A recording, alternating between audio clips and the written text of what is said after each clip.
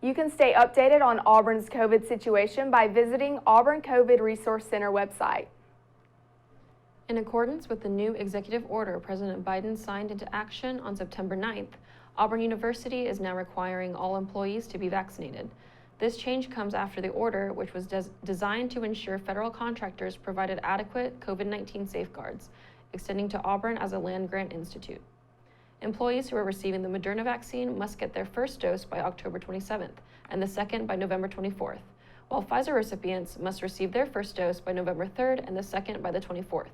Those who receive the Johnson & Johnson vaccine must do so by November 24th.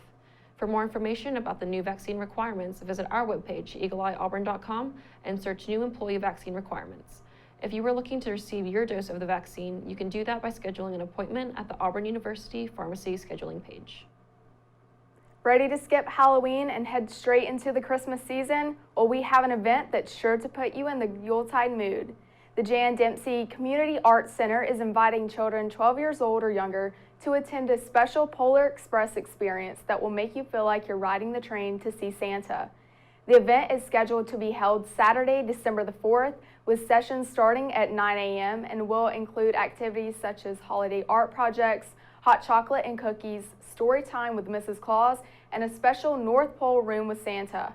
Tickets are $15 per person and go on sale November the 1st.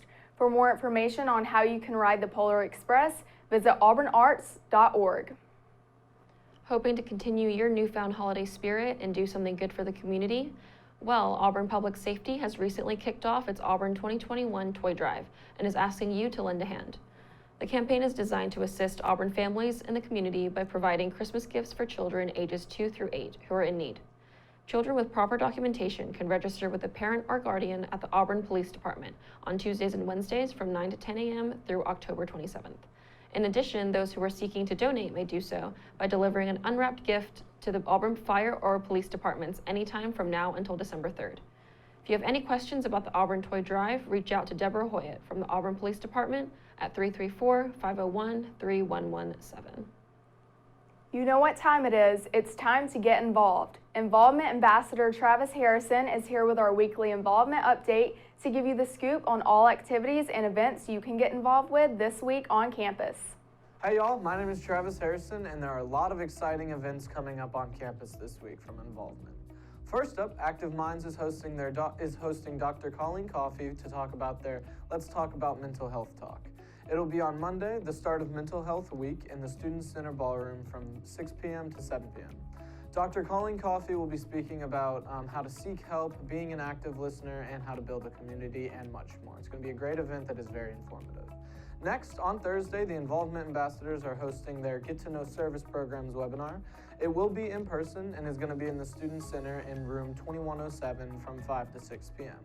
During this presentation, you'll be able to learn about all of the different service organizations within student involvement and how to be a part of them, and track your service hours as well. Lastly, the American Institute of Architecture students is hosting their 33rd annual Pumpkin Carve. It'll be happening right outside Dudley Hall on the Dudley Courtyard from 9 a.m. to 8 p.m.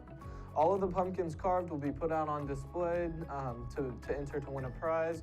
This is one of the perfect fall events that tons of students have enjoyed year after year. So get out there, celebrate fall with some friends, and carve some pumpkins. As always, there are dozens of other events going on this week on campus, so make sure that you log in to AU Involve and go find the full list of upcoming events for yourself. War Eagle.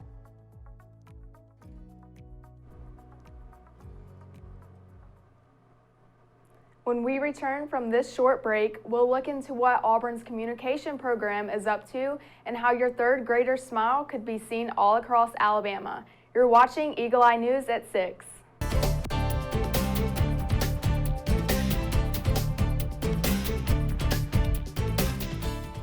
Welcome back to Eagle Eye News at 6. Auburn and Tuskegee University have recently signed an agreement adjoining the two universities' communication programs at the undergraduate and graduate levels in an effort to increase access to Auburn among students from underrepresented areas of Alabama. Starting in fall 2022, Tuskegee students pursuing a degree in communications who maintain a 3.0 GPA will be allowed to complete their senior year at Auburn and benefit from increased access to industry standard equipment and software. This partnership holds the ability to foster networking relationships between the two schools to allow for better working relations for years to come. Last week, Auburn University hosted its annual Let's Talk Money seminar with renowned financial literacy coach Eric Smith. The purpose of the talk was to inform college students on how to tackle student loans, establish credit, manage debt, save money, and maximize resources. Smith has provided financial wellness sessions to over 125,000 college students, including Auburn students and athletes. The seminar was free for all Auburn students and hosted by Regions Bank as an educational opportunity for students to build a solid foundation for future success. Auburn University Campus Safety and Security recently released their annual Security and Fire Safety Report in accordance with the Jean Cleary Disclosure of Campus Security Policy and Campus Crime Statistics Act, as well as the 2008 Higher Education Opportunity Act.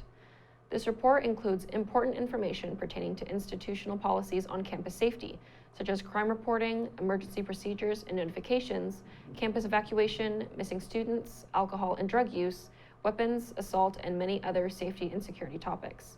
In its entirety, the report contains information from the past 3 years. For a full look at the Auburn University Annual Security and Fire Safety Report, visit aub.ie/security report.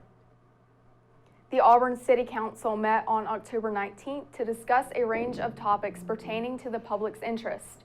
The topics discussed in the length included the approval of an amendment for towing fees on private property, the approval of the 2022 severe weather preparedness sales tax holiday, and the postponed consideration of 2 zoning requests made from the Bottle Development. In addition, the council announced that the Auburn Parks and Recreation Board currently had 2 vacancies that they were looking to fill, and a new fitness studio location has been approved. For a full look at the meeting minutes from the most recent Auburn City Council meeting, go to auburnalabama.org/agenda.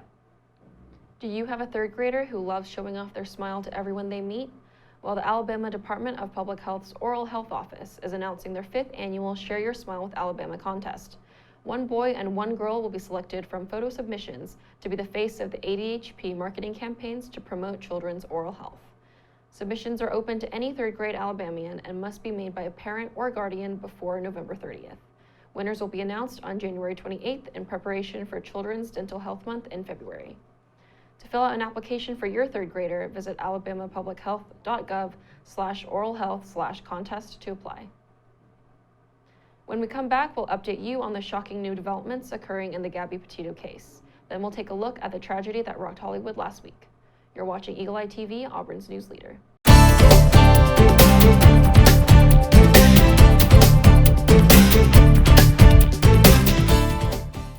We return now to Eagle Eye News at 6. Over the past couple of weeks, our show has been continually reporting on the case of Gabby Petito. Originally reported missing by her fiancé Brian Laundrie and later found dead, the autopsy showed her cause of death to have been strangulation. With the search for her fiancé Brian Laundrie continuing, a new development has taken place with the emergence of new human remains last Thursday.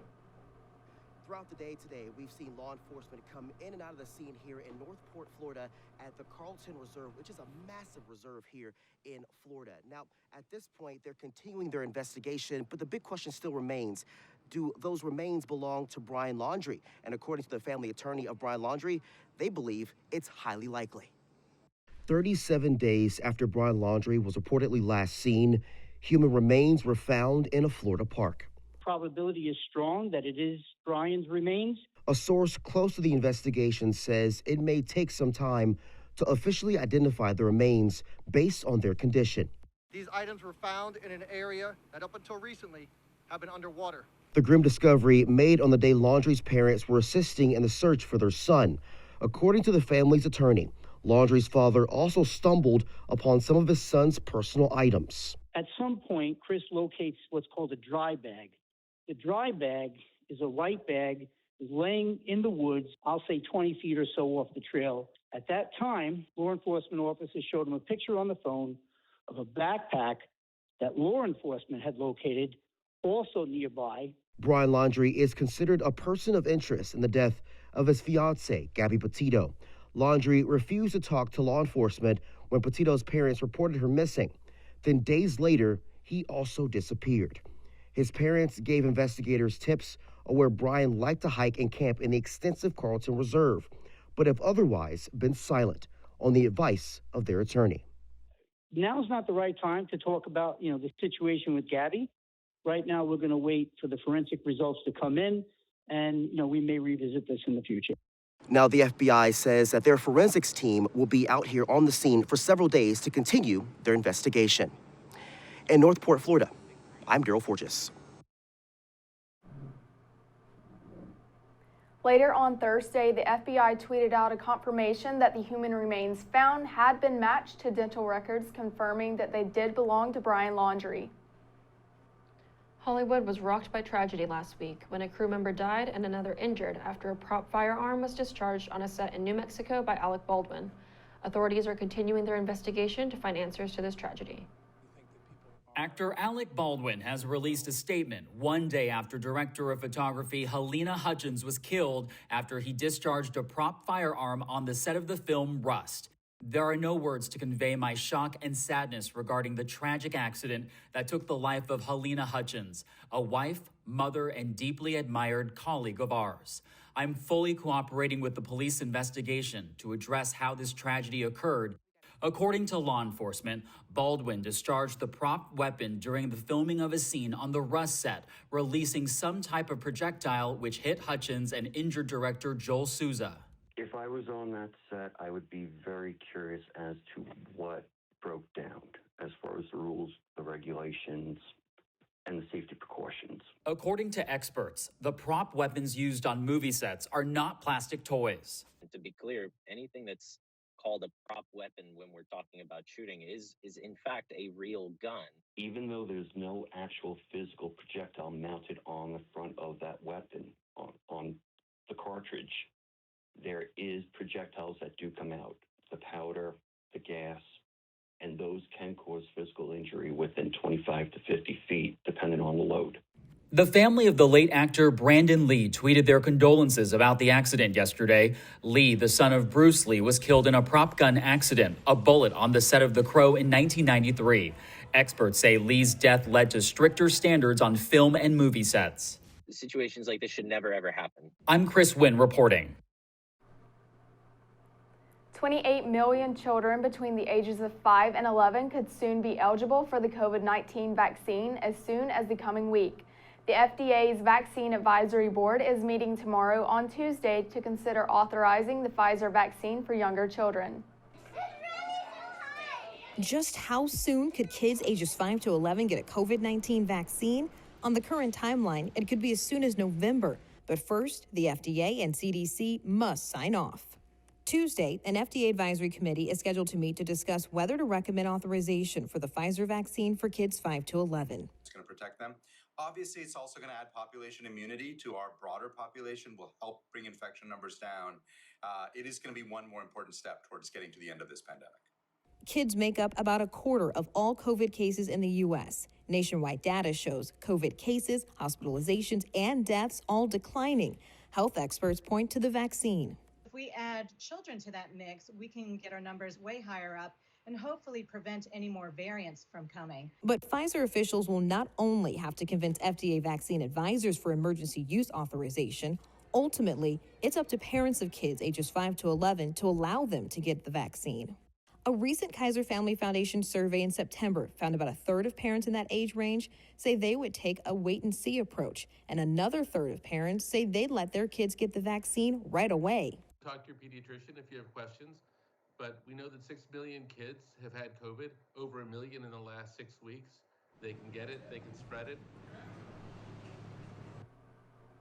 When we return, find out what national day is being celebrated and why the AuburnOpelika Skate Park is being closed on Saturday mornings. Stay tuned.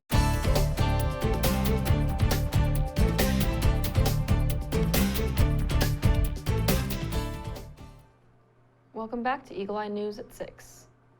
While it may not be the healthiest thing in your diet, eating something greasy helps us to remember the good things in life.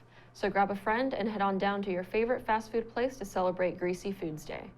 Whether your favorite is French fries, onion rings, fried chicken, or other messy delights, today is a time to enjoy messy and greasy delights. You can even keep the celebration going by posting your favorite dishes on social media using the hashtag #GreasyFoodsDay. The AuburnOpelika Skate Park is now reserving time for remote control cars to take over. This decision was made after the first successful RC takeover back in August that resulted in over 150 attendees, ranging from toddlers to adults. The Parks and Recreation staff will now reserve time on Saturday mornings for RC car enthusiasts to enjoy doing what they love every week. For more information regarding this takeover, visit auburnalabama.org/parks. Are you feeling peachy keen today? Our new pet of the week, Peach, would love to be your new cuddle buddy and would be the best cure for the rainy day blues. This beautiful girl loves to talk with you and knows all the best gossip. She's also the best cuddler and will always be ready for a snuggle fest while you two watch your latest Netflix obsession. Peach is 1 year old, spayed, vaccinated, and microchipped. She is FIV negative and her adoption fee is $100. Apply online for her today. We're out of time, but for more Auburn news, head over to our website, eagleeyeauburn.com, and check out our social media pages. I'm Hee Sun Yoon. And I'm Gracie Pennington. Thank you for watching, and War Eagle.